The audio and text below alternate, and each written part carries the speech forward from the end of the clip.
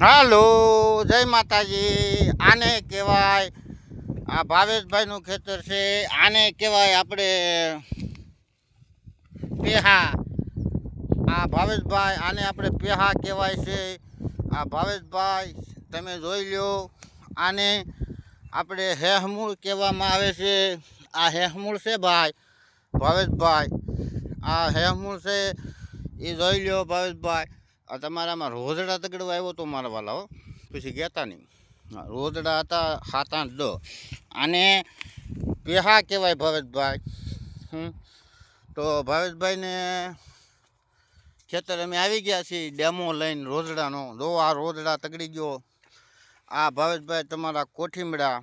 જો આ કોઠીમડા છે ભાવેશભાઈ. જો આ જોયું ભાવેશભાઈ. એટલે